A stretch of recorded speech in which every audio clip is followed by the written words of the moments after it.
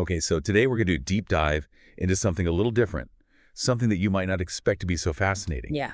We're talking about the book of Proverbs, Right. and specifically a list in chapter 6 of things that are described as like detestable to the Lord. Mm-hmm. Now, before you click that skip button, hear me out.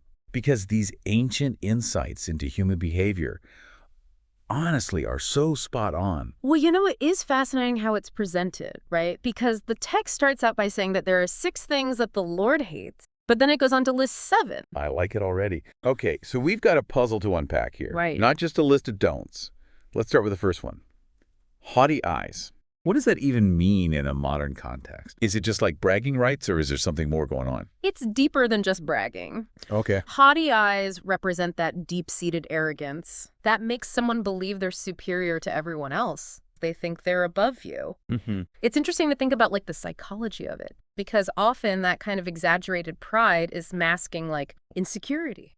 Okay, so next up we have a lying tongue. Mm-hmm.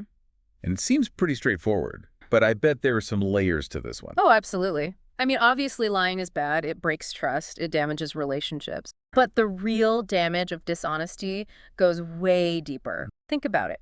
Someone lies to you, even about something small. It plants like a seed of doubt. And once that trust is broken, It's incredibly difficult to rebuild. it's like that saying, it takes years to build trust and only seconds to destroy it. Yeah. It makes you realize how crucial honesty is for any kind of healthy relationship, personal or professional. Honesty really is like the foundation Yeah. of any functioning society. But these days, it's like we're just drowning in a sea of misinformation. Yeah? Fake news, deep fakes, political spin, it's everywhere. Totally. The danger is that we become so accustomed to it, we start to lose sight of what truth even is. It's like truth has become this slippery concept, constantly having to question what we believe. Mm-hmm. So let's move on to number 3. This one's a pretty powerful image, hands that shed innocent blood. This speaks to that fundamental value placed on human life. Mm-hmm. The idea that taking a life unjustly is one of the greatest wrongs one can commit. But how do we interpret that in a broader sense? Yeah, so, I mean, it's about violence and injustice for sure. Right. But, shedding innocent blood doesn't always have to be physical. Where people are unjustly harmed physically or emotionally through violence or abuse. It's heartbreaking to think about Yeah. the ripple effect of that kind of violence, how it traumatizes individuals and entire communities. Exactly. Okay, this next one sounds almost Shakespearean.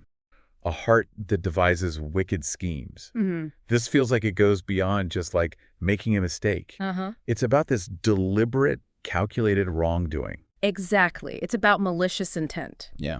It's the corporate executive who puts profit over people's safety. Mm-hmm. It's the politician who manipulates voters with lies and fear-mongering. Yeah. These wicked schemes, they really do play out on a grand scale, and they impact entire communities and even nations. It's chilling to think about, And it makes you wonder, what drives someone to that level of darkness? Is it a thirst for power, revenge, a lack of empathy? This proverb warns us to be wary of those Right. who might harbor such intentions. It's a little unsettling how much these ancient proverbs line up with today's headlines. Right. Okay, so number 5 is feet that are quick to rush into evil. Mm. But what's the deeper meaning here? This one's about impulsivity, that lack of forethought that leads to poor decisions. Think about those people who always seem to be jumping into things, whether it's road rage, online arguments that escalate out of control. Their feet are quick to lead them astray. In a way, social media has almost amplified this, right? Our digital world has really shortened our fuse, made it that much easier to react without thinking about the consequences. So maybe taking a deep breath, logging off for a bit, thinking before we act or post Yeah. could be the antidote to this rushing into evil. Right. All right, so we're back to dishonesty with number 6. Right. A false witness who pours out lies. So why do you think dishonesty gets a second mention here, calling out specifically this idea of being a false witness? I think it highlights the weight of our words, Yeah. particularly in situations where truth and justice are at stake. Mm-hmm. Think about the damage that a false accusation can do, Right. or the erosion of trust when lies are spread about someone. Yeah. This proverb reminds us that words have power, and using them to deceive or harm is a serious offense. So we've arrived at the final item on the list, and this one's a doozy. A person who stirs up conflict in the community. And I think this is something that we're all seeing play out in the world around us. Absolutely. This is about sowing discord, intentionally creating division and animosity, sometimes for personal gain, sometimes just to watch the world burn. Think about how misinformation and divisive rhetoric spread online, often with the intent to manipulate public opinion. I mean, even a thoughtless comment can contribute to a culture of cyberbullying, which has very real consequences. Okay, so we've unpacked all 7 of these detestable acts, Yeah.